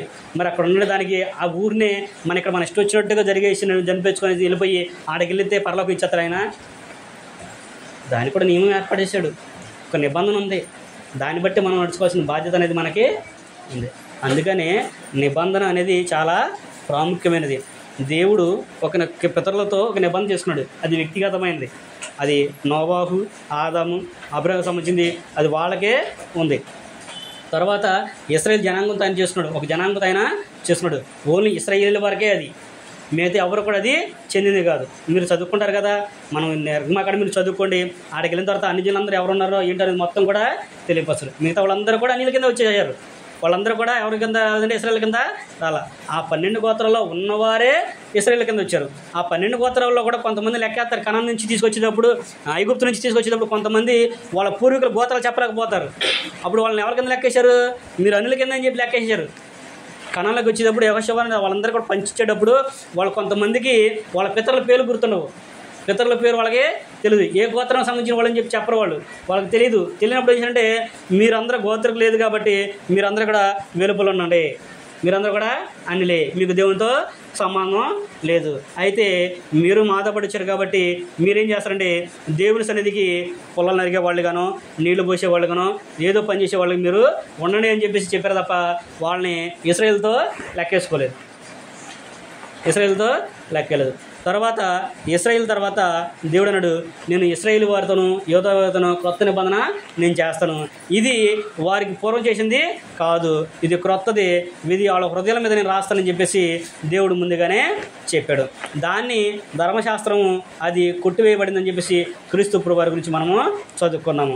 అది ఎందుకు కొట్టివేయబడిందో, అది కొట్టివేయడానికి గల కారణం ఏంటో, దానిలో ఉన్న లోపాలు ఏంటో అనేది దేవుడు గ్రంథంలో చక్కగా రాయించాడు. దాన్ని మనం చదివి అర్థం చేసుకుంటే మనకి అర్థమవుతుంది. మీరు ఇంటికి వెళ్ళిన తర్వాత ఏమనుకోకుండా చక్కగా గలతీ పత్రిక చదువుకోండి, ఎఫెసీ పత్రిక మీరు చదవండి, కొలసీ పత్రిక, ఈ 3 పత్రికలు మీరు చదవండి. చదివితే దేవుడు క్రొత్త నిబంధనకి పాత నిబంధన మధ్య వ్యత్యాసాన్ని తెలియపరుస్తాడు. హెబ్రీ పత్రిక 1 నుంచి 8 అధ్యాయం మీరు చదువుకుంటే అసలు దానికి దీనికి ఉన్న వ్యత్యాసం ఇంకా మీకు చక్కగా అర్థమైంది. హెబ్రీ పత్రిక కూడా చదువుకుంటే 1 నుంచి 9 అధ్యాయం మీరు చదువుకుంటే అక్కడ కూడా అయినా దాని గురించి చక్కగా హెబ్రీ గ్రంథకర్త కూడా దాన్ని వివరించాడు. అవన్నీ కూడా మనకి తెలియపరిచి ఇప్పుడు క్రొత్త నిబంధన ప్రకారంగా మనం క్రైస్తవులు అంటే క్రీస్తు రక్తంలో కడగబడాలి. అది ఎవరిచ్చాడు అంటే అధికారం క్రీస్తు ప్రభువుకి దేవుడే అధికారాన్ని ఇచ్చాడు. మనందరికీ కూడా క్రొత్త నిబంధన ప్రకారం క్రైస్తవం అవ్వాలంటే క్రీస్తు ప్రభువుని అంగీకరించాలి. ఆయన అంగీకరించాలంటే ఒక వ్యక్తి సువార్తను వినాలి, అపోస్తుల బోధను అనుసరించాలి, దేవుడు ఏదైతే ఆజ్ఞలు ఇచ్చాడో వాటన్నింటినీ కూడా మనము అనుసరించాలి. ఎప్పుడైతే వాటిని అనుసరిస్తామో అప్పుడే మనం క్రొత్త నిబంధన ప్రకారము క్రైస్తవం అవుతాం తప్ప దేవునికి పిల్లలు అవుతాం తప్ప లేకపోతే మనము అవ్వము. మత్తయి సువార్త 28వ అధ్యాయము 18 వచ్చిన కాడి మనం చదువుకుంటే క్రీస్తు ప్రభువారు ఆయనే స్వయంగా చెప్పాడు, మీరు ఈ ప్రకారం తప్ప లేకపోతే నా దగ్గరికి మీరు ఇది అవ్వలేరు అనే విషయాన్ని అక్కడ ప్రభువారు కూడా మనకి చెప్పాడు. చివరిగా ఆ వచనం చదువుకుని మనం ముగించుకుందాము. మత్తయి సువార్త 18వ అధ్యాయం కనుక మనం చదువుకున్నట్లయితే అక్కడ యేసుక్రీస్తు అయితే యేసు వారి యొద్దకు వచ్చి పరలోకమందును భూమి మీదను నాకు సర్వాధికారం ఇవ్వబడి ఉన్నది, కాబట్టి మీరు వెళ్ళి సమస్త జనులను శిష్యులుగా చేయండి, తండ్రి యొక్కయు కుమారుని యొక్కయు పరిశుద్ధాత్మ యొక్క నామములోనికి వారికి బాప్తిసం ఇచ్చు, నేను మీకు ఏ సంగతిని ఆజ్ఞాపించదనో వాటన్నిటినీ కైకొనవలని వారికి బోధించుడి, ఇదిగో నేను యుగ సమాప్తి వరకు సదాకాలం మీతో కూడా ఉన్నానని వారితో చెప్పాను. ఇప్పుడు క్రైస్తవులకి ఒక బాధ్యతను దేవుడు ఏర్పాటు చేశాడు, క్రొత్త నిబంధన ఇచ్చాడు. సర్వలోకమునికి వెళ్ళి సర్వ సృష్టికి సువార్తను ప్రకటించాలి, తండ్రి యొక్కయు కుమారుని యొక్కయు పరిశుద్ధాత్మ యొక్క నామంలోనికి 3 నామంలోనికి వాళ్ళు బాప్తిస్మాన్ని తీసుకోవాలి. ఆ తీసుకున్న బాప్తిసం ప్రకారంగా అపోస్తులు ఏమైతే ఆజ్ఞాపించాడో వాటన్నిటి కూడా అనుసరించి మనము నడుచుకోవాలి. ఏం చెప్పాడు ఆయన? నేను మీకు ఏమైతే బోధించానో వాటన్నిటినీ కైకొన్నట్లు వారికి నేర్పించండి అని అన్నాడు. మీరు ప్రత్యేకం చేయాలని చెప్పాలి ఆయన. నేను మీకు ఏదైతే బోధించానో వాటిని వాళ్ళు కైకొన్నట్లుగా నేర్పించండి అని అన్నాడు. ఇప్పుడు అపోస్తుల కార్యం మనం చదువుకుంటే ఆయన అపోస్తులందరూ కూడా ఏమైతే ప్రభువారు ఏమైతే చెప్పాడో సువార్తలో అవన్నీ కూడా అపోస్తుల కార్యం నుంచి ఆయన శిష్యులందరూ కూడా వాటిని నెరవేర్చుకుంటూ వచ్చి వాటిని మనకి రాసి మన కొరకు వాటిని ఇచ్చాడు. ఇప్పుడు అపోస్తుల కార్యం 2వ అధ్యాయం నుంచి మనం చదువుకున్నప్పుడు ఒక క్రైస్తవుడిగా, ఒక దేవుని కుమారుడిగా, ఒక దేవుని కుమార్తెగా మనం ఎలా జీవించాలో, ఎలా జీవిస్తే క్రీస్తు ప్రభువుతో పాటు మన తండ్రి దగ్గర ఉంటామో అనే విషయాన్ని చక్కగా ఈ పత్రికలన్నీ కూడా మనకి వివరిస్తుంటాయి. వాటిని బట్టి మనం దేవుని దగ్గరికి చేరగలము. అందుకని క్రీస్తు ప్రభువారు కూడా క్రొత్త నిబంధన మన ముందుగానే చెప్పాడు. ఆయన ఇది మీ కొరకు చిందిపుతున్న నిబంధన రక్తము. మత్తయి సువార్త 26:20 చదువుకుంటే అక్కడ అంటాడు, కింద పుట్టినట్లు అంటాడు, క్రొత్త నిబంధన అనేది తెలియపరుస్తుంది. కనుక మనము కూడా దేవుని యొక్క వాక్యాన్ని అనుసరించి దేవుడు ఏమైతే ఆజ్ఞాపించాడో వాటి ప్రకారంగా మనము నడుచుకున్నాము. క్రైస్తవులకు ఒక నిబంధన ఉంది, ఆ నిబంధన ప్రకారం మనము జీవించాలి. ఆ నిబంధన ఏంటనేది ప్రతి ఒక్కరు కూడా తెలుసుకోవాల్సిన బాధ్యత అనేది ఉంది. ఎందుకంటే ఇది ఏ 2 రోజులకో 3 రోజులకో జరిగిపోయేది కాదు, ఇది యుగాలు మనము జీవించాలి. ఎక్కడ ప్రభుతో పాటు తండ్రి దగ్గర పరలోకంలో యుగాలు ఉండాలంటే నువ్వు దీని ప్రకారంగానే నడుచుకోవాలి. దీన్ని తప్పించి నువ్వు నడుచుకున్నావు అనుకో, నువ్వు ఎంత విశ్వాసమైనా, ఎంత ప్రేమ కలిగి ఉన్నా, ఎంత గొప్పవాడివైనా కానీ నీకు దేవునితో సంబంధం అనేది ఉండదు. నేను చెప్పింది కాదు, దేవుని వాక్యమే మనకి తెలియపరుస్తుంది. ఇలా చెప్పుకుంటే చాలా విషయాలు మనకి దాని గురించి విషయాలు చాలా ఉన్నాయి. రౌలు గారు అంటాడు కొరింథీ పత్రిక 11వ అధ్యాయం మొత్తం మనం చదువుకుంటే అక్కడ ఉంటాయి. మీరు ప్రేమ లేకుండా ఏం అర్పించినా కానీ వ్యర్థం, కాల్చడానికి మీ శరీరం ఇచ్చినా కానీ వ్యర్థం, మీ ఆస్తి అంతా కూడా ఇచ్చినా కానీ వ్యర్థం, ప్రయోజనం కూడా ఉండదు. ప్రేమ ఉండదు. ప్రేమ ఉంటే ఆజ్ఞని గైకొంటావు. ఆజ్ఞని గైకుంటే నువ్వు ప్రేమని పొందుకుంటావు. అప్పుడు నువ్వు ఏమి ఇచ్చినా ఏమి ఇప్పినా కానీ ప్రభు నేను చక్కగా ఆయన దగ్గరికి తీసుకెళ్తావు. ఆ ప్రేమ అనేది మనకి పొందాలి. అది నిబంధన ప్రకారమైనదే ఉండాలి. ఎవరిని పడితే వాళ్ళని ప్రేమ తొక్కుకుంటారా? భార్య భర్తని మటుకే ప్రేమించాలి, భర్త భార్యని మటుకే ప్రేమించాలి. నాకు ఇష్టం ఏంటంటే ఒకవేళ ప్రభుత్వాలు అధికారులు కలిపి ఏదన్నా ఇచ్చేయచ్చు, కానీ దేవుడి మటుకు మనల్ని యాక్సెప్ట్ చేయాలి. దేవుడు భార్య భర్తకు ఒక నిబంధన ఇచ్చాడు. ఆ నిబంధన ప్రకారమే వాళ్ళు భార్య భర్తలు అయ్యారు. దేవుడు జతపరిచిన వాడిని మనుషులు వేరుపరచకూడదన్నారు. దానికి మనం లోబడి జీవించినంతకాలం కూడా దేవుడు మన కుటుంబాన్ని జీవిస్తారు. ఈ భూమి మీద భార్య భర్త మనం సంతోషంగా ఉంటాం. అలాగే పరలోకానికి వెళ్ళాలంటే దేవుడు కూడా మనకి కొత్త నిబంధన అనేది ఇచ్చాడు. ఆ కొత్త నిబంధన ప్రకారం మనము నడుచుకోవాలనేది దేవుని యొక్క వాక్యం మనకి చక్కగా వివరిస్తుంది. ఇప్పటి వరకు కూడా నిబంధన అనే దాని గురించి మనం ఆలోచిస్తాము. నిబంధన అంటే ఒడంబడిక, ఒప్పందము, ఇద్దరు వ్యక్తుల మధ్య జరిగినటువంటి కుదురుబాటునే ఒప్పందం అనేది చెప్పాడు. దేవుడు ఆదాం గారితో నిబంధన చేసుకున్నాడు, పండు తినొద్దు అన్నాడు, ఆయన మీరాడు. అది వ్యక్తిగతమైన నిబంధన, దానికి మనకి సంబంధం లేదు. తర్వాత నోవాహు గారితో నిబంధన చేసుకున్నాడు, వాడ కట్టమన్నాడు, ఆ వాడ ఆయన వరకే సంబంధించింది. తర్వాత ధనసుని గుర్తుగా ఆయన ఇచ్చాడు, నిబంధన గుర్తుగా ధనసుని ఆయన ఇచ్చాడు. ఈరోజు నాకు చెప్పలేదు కాబట్టి నేను కూడా వాడ కట్టుకుంటానంటే దేవుడు అది నోవాహు కుటుంబానికి మటుకే సంబంధించింది. అబ్రహం గారికి నిబంధన చేసుకున్నాడు, సున్నతి గుర్తుగా నీకు సంతానాన్ని ఇస్తాను అన్నాడు, ఆయనకి సున్నతి గుర్తుని ఆయనకి ఇచ్చాడు. ఈ రోజున సున్నతి చేసుకుంటూ ఒప్పుకుంటారా? సున్నతి చేసుకుంటూ ఒప్పుకుంటారా? అది మనకి సంబంధం లేదు. ఆనాడు తర్వాత నిర్మాకాండంలో మోషే గారి ద్వారా ఒక ప్రత్యేకమైన జనాంగాన్ని ఆయన ఏర్పాటు చేసుకున్నాడు. ఆ ప్రత్యేకమైన జనాంగానే ఇశ్రాయేలీలు అని చెప్పేసి దేవుని వాక్యం మనకి తెలియపరుస్తుంది. తర్వాత ఈ ఇశ్రాయేలీలు ఆ ధర్మశాస్త్రాన్ని మీరేరు కనుకనే, దాన్ని విరచలేకపోతున్నారు కనుకనే దేవుడు క్రొత్త నిబంధన ఇస్తానని ముందుగానే చెప్పాడు. ఆ క్రొత్త నిబంధనని క్రీస్తు ప్రభువు ద్వారా దాన్ని మనకి ప్రవేశపెట్టాడు. అది అపోస్తుల కార్యములు మనకి క్రొత్త నిబంధన అనేది యేసుక్రీస్తు ప్రభువు ఎప్పుడైతే శిలువ మీద మరణించాడో మరుక్షణంగా మన క్రొత్త నిబంధన అనేది ప్రారంభమైంది. క్రీస్తు ప్రభువు శిలువ మీద మరణించడం మన క్రొత్త నిబంధన అనేది ప్రారంభమైంది. అప్పటి వరకు క్రీస్తు ప్రభువు జీవించేంత కాలం కూడా అది క్రొత్త నిబంధన కింద రాదు.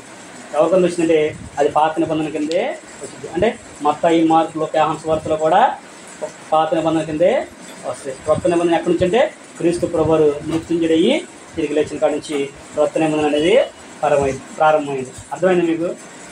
ఉదాహరణకి ప్రభుత్వం ఉందనుకోండి, ఎలక్షన్ జరిగినాయి, పలాంది ఓడిపోయింది, పలాంది గెలిచింది. కానీ ఈయన సీఎంగా ఇప్పుడు ప్రమాణ స్వీకారం చేస్తారు. వారం తర్వాత 10 రోజుల తర్వాత చేస్తారు. ఆయన ముహూర్తం చూసుకొని ప్రమాణ స్వీకారం చేస్తారు. అప్పటి నుంచి ఇలా ప్రభుత్వం ఉండిద్దా? ఈయన ఎప్పుడైతే ఓడిపోయింది పాత ప్రభుత్వం, ఈయన ఎప్పుడైతే గెలిచాడో అక్కడి నుంచి ప్రభుత్వం అనేది ప్రారంభమైంది. కాకపోతే ఈయన ప్రమాణ స్వీకారం అనేది తర్వాత చేసుకున్నాడు ఈయన చూసుకొని. కానీ అక్కడికి వెళ్తే ప్రభుత్వం అనేది అయిపోయింది. అలాగే క్రొత్త నిబంధన కూడా పాత నిబంధన క్రీస్తు ప్రభు చనిపోవడంతో ముగిసిపోయింది. క్రొత్త నిబంధన ప్రభు లేవడంతోనే ప్రారంభమైంది.